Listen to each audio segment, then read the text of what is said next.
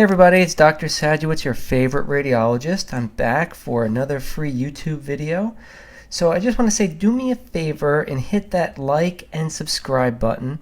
It really helps with the SEO traffic and helps get my name out there so that more techs can find my free channel.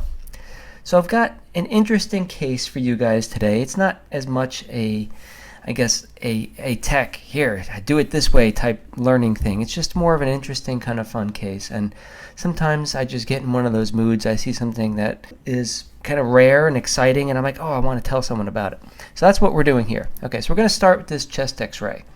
So on this chest x-ray, what do we have? Well, okay, we got the spine, the heart, that looks nice, the lungs look nice, but probably, hopefully, what's jumping out at you is like there's some kind of weird rounded structure here that normally doesn't belong, okay? Because normally the heart just comes right down and the right side of the heart is up against the right middle lobe, and you have this kind of lung tissue next to the heart. You don't have like this mass looking type thing. So what could that be? So if you were a radiology resident and I was quizzing you for the boards, I would expect several things in your differential, right? I would want you to say something like a pericardial cyst or some other type of mass. You know, could it be a lung cancer or maybe an aneurysm? And if it were a little less well defined, like over on this side, you might say something like a pericardial fat pad. Could it be, you know, an enlarged lymph node or something? Yeah, all those are great options. Okay, but actually, that would be kind of boring case, wouldn't it? Right? Because that's the typical differential and typical stuff that you would normally see. And I'm not going to give you any of that boring typical stuff. I'm going to show you something kind of interesting. So let me bring over a coronal reformatted CT. So we're going to scroll to that same level. I'm going to zoom you in here as well. So we're going to scroll to that same level. Whoa, what is that? So this rounded structure here is the exact same one we saw on the x-ray. Okay, let me see, does the scout show it okay too? So here's the CT scout, right? If I zoom in, I can show you that same rounded structure here. All right, so let's go back to the coronal reformat. What do you think that is? Well, we've got some vasculature here, right? We have the IVC coming up from the abdomen, going through the liver, right into this structure, and then that structure looks like it's dumping in to the right atrium. Well, isn't that nice? Okay, so let me show you on the axials. I'll scroll down. We'll go past that structure into the liver. Okay, so here's the liver. IVC. So now you're intrahepatic IVC. And then when you get above the liver, then we call it the suprahepatic IVC. And we have this structure here that looks kind of funky. This is what we're seeing on the x-ray. And remember that rounded contour.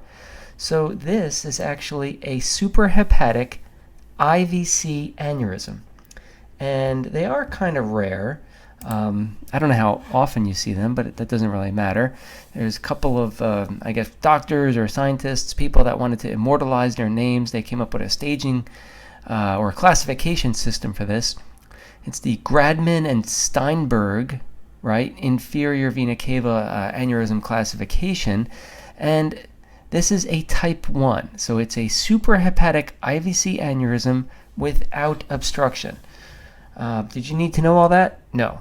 All you had to know was that it was kind of cool and interesting, and it's just one of those normal variants, right? I mean, sometimes these things can happen after trauma or some sort of iatrogenic thing, like some doctor went in there and caused something to happen, but a lot of times we're just born with these anatomic variants and they live with us for the rest of our lives.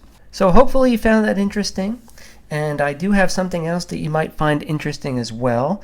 I just wanted to let you know that I now have a free course available for you, awesome CT and rad techs. It's called the CT SuperTech Starter Course, and to get it, all you have to do is go to my website at www.technologisttraining.com. Okay, so spell it all out, or you could go to www.ctsupertech.com. Okay, so what is this CT SuperTech Starter Course? Well, this is me as a seasoned radiologist, I'm trying to give you guys the secrets in this a simple two-step system to become awesome, right? And how do you become awesome? Well, I want you to become one of the most desirable technologists to work with at your institution. And so here's just a fraction of what you're going to get in the course. How to differentiate yourself from all the other techs in your department, how to elevate your status and deliver exceptional patient care at the same time, and how to pick up on other people's mistakes and avoid harming a patient. Okay? So, yeah, it's worth your time. Go and check out the course. I know you're going to get a lot out of it. All you have to do when you go to those sites is just give me your name and email address, and you have instant access to the course. Okay? This will help you bypass kind of years of on-the-job, boring type training, right? You're going to get it all at once in this simple two-step process that I've laid out for you. Well, thank you so much for coming back and checking out the YouTube channel. And I know it's been a while since I've created a video, but I'm going to make a concerted effort to put these out more often for you guys. Thanks so much.